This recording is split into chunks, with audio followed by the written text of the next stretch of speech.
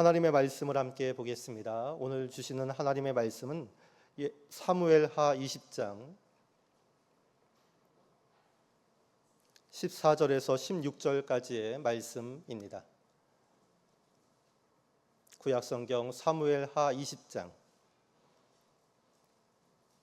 14절에서 16절까지의 말씀.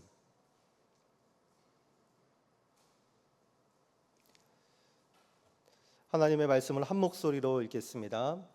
세바가 이스라엘 모든 지파 가운데 두루 다녀서 아벨과 벳마아가와 베림 온 땅에 이르니 그 무리도 다 모여 그를 따르더라. 이에 그들이 벳마아가 아벨로 가서 세바를 애우고 그 성읍을 향한 지역 언덕 위에 토성을 쌓고 요압과 함께한 모든 백성이 성벽을 쳐서 헐고자 하더니 그 성읍에서 지혜로운 여인 한 사람이 외쳐 이르되 들을지어다 들을지어다 청하건대 너희는 요압에게 이르기를 이리로 가까이 오라 내가 네게 말하려 하노라 한다 하라.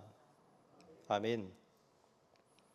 불량배와 지혜로운 여인이라는 제목으로 함께 말씀을 나누겠습니다.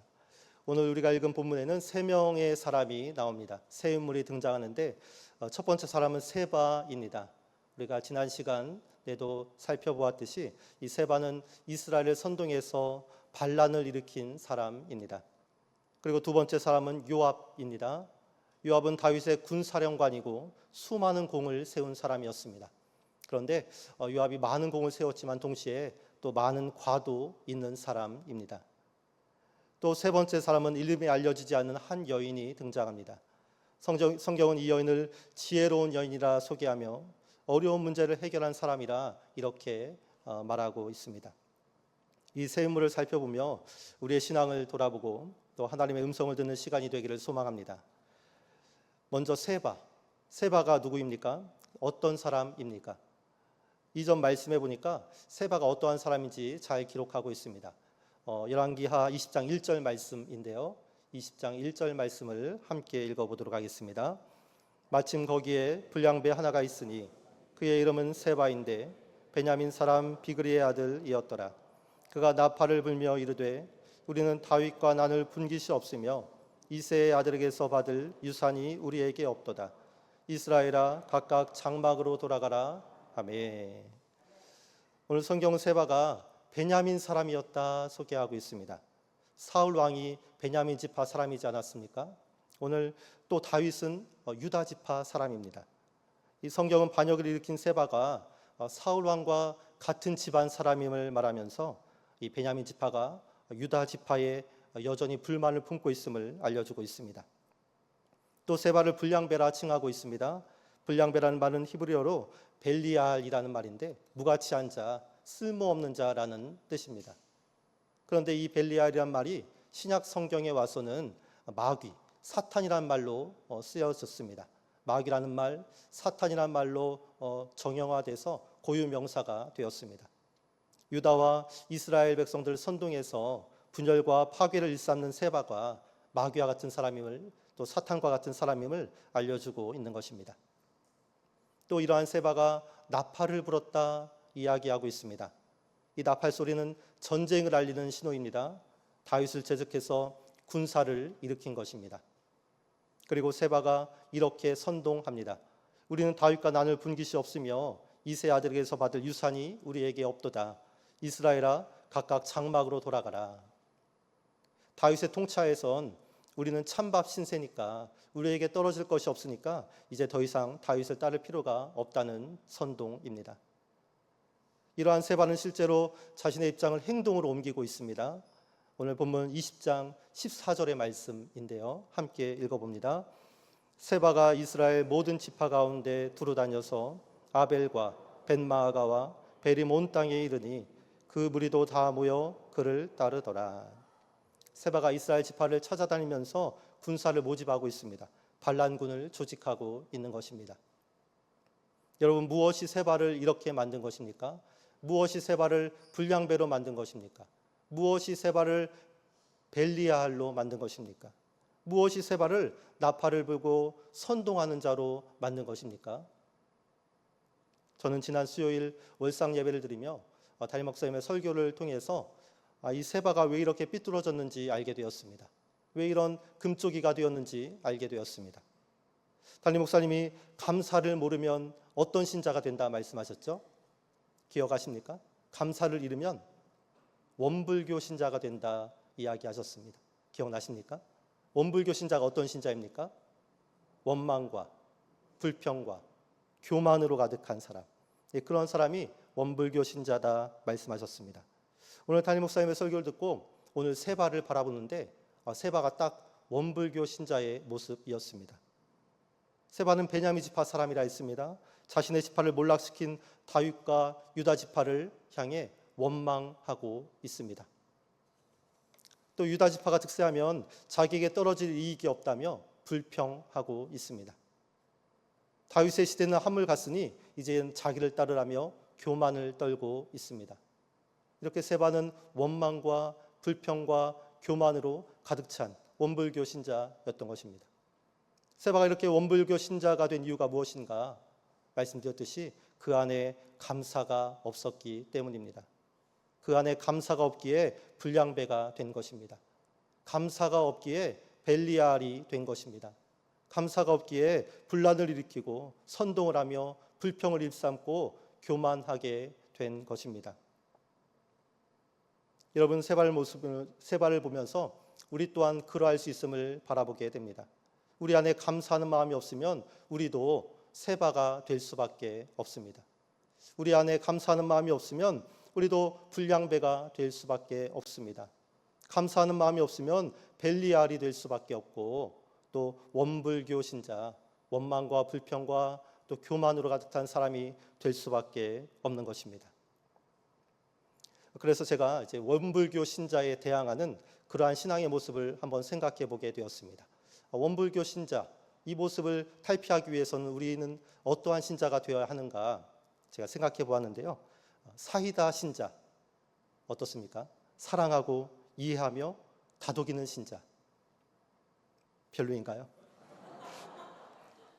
그러면 기독교 신자는 어떻습니까? 원불교니까 이제 기독교 신자, 기도하고 독생자를 믿으며 교회를 사랑하는 신자.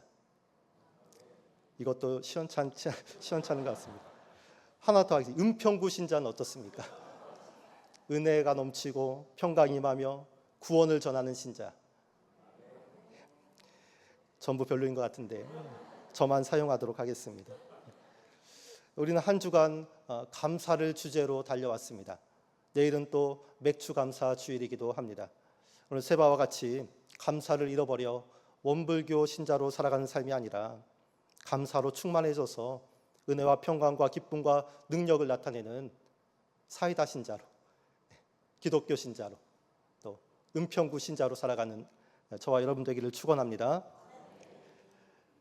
두 번째 인물은 요압입니다. 요압은 비범한 군사적 재능을 가진 사람이었습니다. 다윗의 군사령관으로 최고의 명장이었습니다. 다윗 왕조의 기틀을 다지고 영토를 확장하는 데 결정적인 기여를 한 사람이 요압입니다. 먼저 요압은 예루살렘을 정복할 때 앞장서서 나섰습니다. 당시 예루살렘은 여부스 민족이 차지하고 있었는데 다윗이 이렇게 말합니다. 먼저 여부스 사람을 치는 자는 우두머리와 지휘관으로 삼으리라. 이 말을 듣고 제일 먼저 달려간 사람이 요압이었습니다. 그렇게 용맹스러운 사람이었습니다. 그리고 요압은 다윗이 이스라엘을 통합할 때 큰 기여를 한 사람이기도 합니다. 또 요압은 이방 민족을 정복하고 영토를 확장시킨 그러한 사람입니다. 에돔을 정복했고 암몬과 아람 연합군을 격파했으며 라빠성을 함락시켰습니다. 또한 요압은 압살롬의 반란을 진압하고 왕권을 수호한 사람이기도 했습니다. 그리고 오늘 말씀에서 요압은 반란을 일으킨 세바를 쫓아가서 신속히 추격하여 세바의 난을 조기에 종식시킨 그러한 사람이기도 합니다. 오늘 본문의 말씀 20장 15절 말씀을 또 함께 읽어보겠습니다. 이에 그들이 벳마아가 아벨로 가서 세바를 애우고 그 성읍을 향한 지역 언덕 위에 토성을 쌓고 요압과 함께한 모든 백성이 성벽을 쳐서 헐고자 하더니 아벨성에 숨은 세바를 찾아가서 끌어내려 하고 있습니다. 공성전을 준비합니다. 토성을 쌓고 이제 아벨성을 공격할 준비를 하고 있는 것입니다. 이렇게 요압은 공이 많은 사람이었습니다. 그런데 그 반면에 동시에 또 과도 많은 사람이 요압이었습니다. 자신의 출세를 향해서 욕망이 들끓는 사람이 요압이었습니다. 자신의 야망을 이루기 위해서는 수단과 방법을 가리지 않는 그러한 냉혈한 사람이기도 했습니다. 먼저 요압은 사울 왕의 군사령관이었던 아브넬을 죽입니다. 이 아브넬이 다윗에게 투항하고 또 다윗은 그를 환대하고 그와 평화 협정을 맺습니다. 그런데 요압은 이것이 못마땅합니다. 그래서 이 아브넬이 돌아가는 길에 쫓아가서 그를 죽입니다. 아브넬이 자신의 자리를 차지할까 두려웠기 때문입니다. 또한 요압은 다윗의 아들 압살롬도 죽였습니다. 압살롬이 반역을 일으켰을 때 다윗은 요압에게 이렇게 말합니다. 나를 위하여 젊은 압살롬을 너그러이 대접하라. 압살롬을 너그러이 대우하라. 압살롬을 죽이지 말라는 말입니다. 부탁이 아니고 명령이었습니다. 그러나 요압은 이 다윗 왕의 명령을 듣지 않고 압살롬을 찔러 죽입니다. 압살롬이 살아서 돌아올 경우 자신의 자리가 위험하다 생각했기 때문입니다. 또 요압은 바로 이전의 말씀에서 아마사를 죽였습니다. 아마사는 이 요압의 사촌입니다. 또 압살롬의 군사령관이기도 했습니다. 다윗은 이 아마사를 압살롬 대신 군사령관으로 올립니다. 그 이유는 이 압살롬의 힘이 너무 비대해져서 압살롬을 견제하기 위해서였습니다. 말도 잘 듣지 않는 이 요압을 견제하기 위해서였습니다. 말을 듣지 않으니까 강등시켜서 그의 힘을 약하게 하려는 이유였습니다. 그리고 이 요압 대신 세운 아마사를 보내서 이 세바를 진압하라 명령합니다. 그런데 그 와중에 요압이 먼저 선수를 칩니다. 아마사를 쫓아가 처단하고 자기가 세바를 제압한 것입니다. 공을 세우기 위해서 수단과 방법을 가리지 않는 그러한 요압의 모습을 볼 수 있습니다. 이러한 요압에게서 공도 많지만 과도 많은 이러한 요압의 모습에서 또 다른 불량배의 모습이 보입니다. 세바에게서 보았던 또 다른 벨리알의 모습이 보입니다. 또 원불교 신자의 모습도 보이게 됩니다. 세바가 외부에 떠들썩한 반역자였다면 이 요압은 내부에 은밀한 반란자였던 것입니다. 여러분, 무엇이 요압을 이렇게 만든 것입니까? 무엇이 요압을 또 다른 불량배로 만든 것입니까? 무엇이 요압을 또 다른 벨리알로 만든 것입니까? 무엇이 요압을 욕망에 충실한 사람으로 사이사륙을 따르며 권력을 위해 물불 안 가리는 내부의 은밀한 반란자가 되게 한 것입니까? 결국 그 안에도 감사가 없었기 때문입니다. 내면과 영혼에 감사로 채우는 것이 아니라 감사를 몰아내고 욕망으로 채우고 이익으로 채우고 정욕으로만 가득 채웠기 때문에 그렇습니다. 여러분, 성경은 우리 안에 무엇이 채워져야 하는지 분명히 말씀하고 있습니다. 에베소서 5장 18절 말씀해 보니까 성령으로 충만함을 받으라. 우리 안에 욕망과 이익과 이기를 내어버리고 비워버리고 성령 충만을 받으라 말씀하고 있습니다. 골로새서 1장 9절의 말씀해 보니까 하나님의 뜻을 아는 것으로 채우라. 우리 안에 하나님의 뜻을 아는 것으로 채워야 한다 말씀하고 있습니다. 빌립보서 1장 11절 의의 열매로 가득 채우라. 우리 안 욕망과 정욕을 비우고 우리 내면과 영혼에 의의 열매로 채우라 말씀하고 있습니다. 베드로전서 3장 16절 말씀 선한 양심을 가지라. 선한 양심으로 우리의 영혼이 채워져야 함을 말씀하고 있습니다. 빌립보서 2장 5절 말씀 너희 안에 이 마음을 품으라 곧 그리스도 예수의 마음이니 우리 안에 그리스도 예수의 마음이 채워져야 함을 말씀하고 있습니다. 이 감사의 계절에 우리는 모든 내 안에 채워졌던 욕망을 내버리고 정욕을 내버리고 성령 충만함을 받아야 할 줄로 믿습니다. 정욕을 버리고 하나님의 뜻으로 채워야 할 줄로 믿습니다. 사리사욕을 버리고 의의 열매로 선한 양심으로 그리스도의 마음으로 우리의 마음과 영혼이 채워져야 하는 것입니다. 그래야 하나님이 기뻐하시는 믿음의 사람이 될 수 있는 것입니다. 감사를 버리고 그 안에 온갖 욕망과 또 정욕을 품었던 요압, 그의 결국이 어떠한가? 비록 다윗은 그의 군사적 요량력 때문에 너무나도 막강해서 생전에는 요압을 어찌하지 못했지만 솔로몬에게 이 요압을 견제하라는 유언을 남깁니다. 이 요압의 죄값을 치르라는 그러한 유언을 남깁니다. 그리고 솔로몬 통치 초기에 요압은 비참한 최후를 맞게 됩니다. 다윗의 시대 요압은 군사령관으로 최고의 지위를 누린 사람이었지만 감사가 없고 그 안에 불량한 마음이 가득한 이유로 비극적인 죽음을 맞이한 것입니다. 여러분, 우리 안에 이러한 요압의 마음이 있지는 않습니까? 우리 안에 욕망과 정욕과 아집으로 우리 마음과 영혼이 채워져 있지는 않습니까? 그러한 모습이 우리 안에 가득 차 있지는 않습니까? 그렇다면 오늘 요압의 마음을 버리고 감사의 마음을 채워야 할 줄로 믿습니다. 성령과 의의 열매와 선한 양심으로 채워지고 곧 그리스도 예수의 마음으로 우리의 영혼이 채워져서 감사의 열매를 많이 맺어가는 우리 은평교회 모든 성도가 되기를 축원합니다. 마지막 세 번째 인물은 이름이 알려지지 않은 한 지혜로운 여인입니다. 세바가 반역의 무리들과 함께 아벨성, 이 여인이 살고 있는 아벨성으로 들어왔습니다. 아벨성은 이스라엘 최북단 납달리 지파의 요새입니다. 요새 지역입니다. 그 아벨성에 이제 요압이 곧장 뒤쫓아와서 이 성을 포위합니다. 세바와 반란군을 진압하려는 것입니다. 요압은 아벨성 주위에 토성을 쌓고 공성전을 벌일 준비를 하고 있습니다. 이대로 두면 아벨성이 함락될 것은 뻔한 일입니다. 그 안에 살고 있던 많은 주민들이 피해와 죽음과 상처를 입을 것은 불보듯 뻔한 일이었습니다. 그런데 이때, 이 위기의 때에, 이 모두가 공포에 질려 있을 이때에 한 여인이 등장합니다. 성경은 이 여인을 지혜로운 여인이다 소개하고 있습니다. 그리고 이 여인이 요압과 협상을 벌이고 있습니다. 오늘 본문 말씀 20장 16절 말씀 내용인데요. 함께 읽어보도록 하겠습니다. 그 성읍에서 지혜로운 여인 한 사람이 외쳐 이르되 들을지어다 들을지어다 청하건대 너희는 요압에게 이르기를 이리로 가까이 오라 내가 내게 말하려 하노라 한다 하라. 이 지혜로운 여인이 요압과 협상을 벌입니다.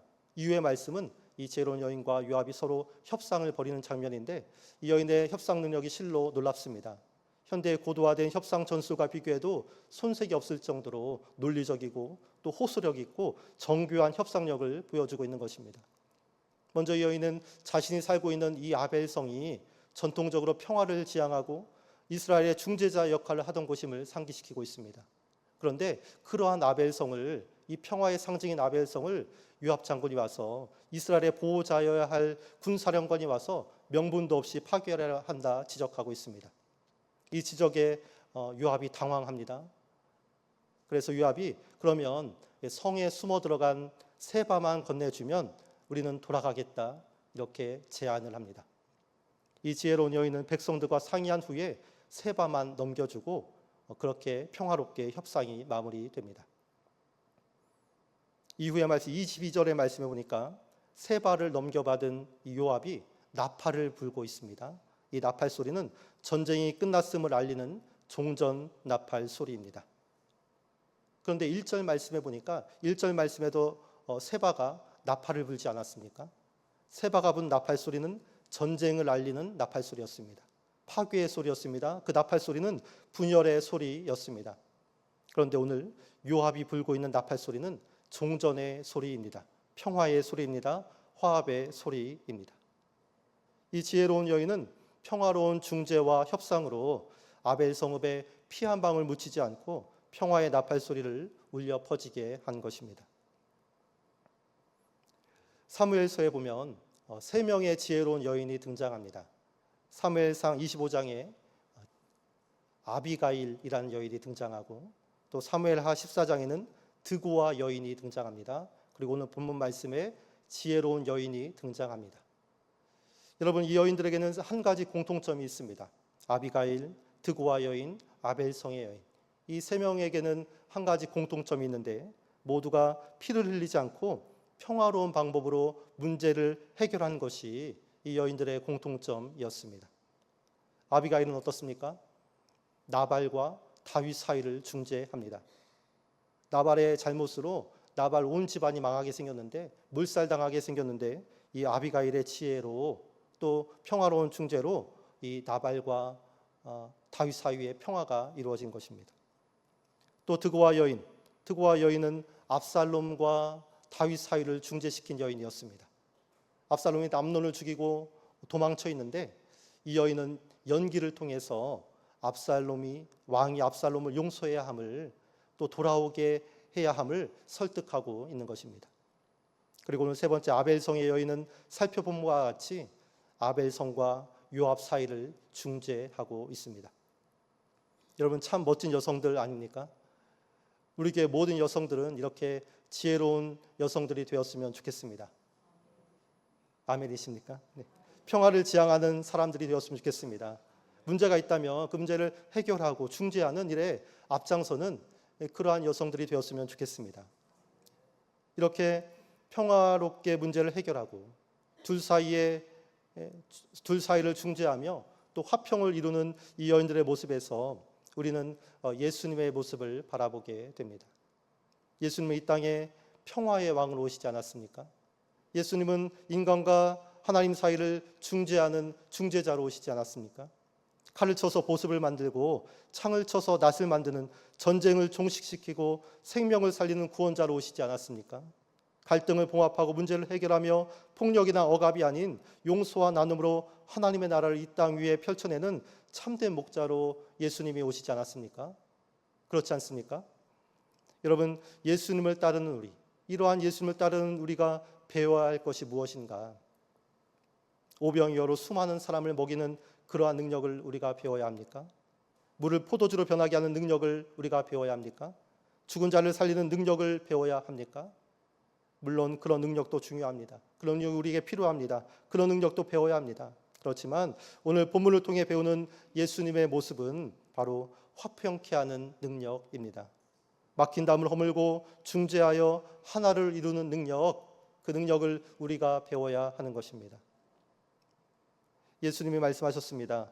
화평케 하는 자는 복이 있나니 그들이 하나님의 아들이라 일컬음을 받을 것이며, 하나님의 자녀라면 마땅히 화평케 하는 자가 되어야 할 줄로 믿습니다.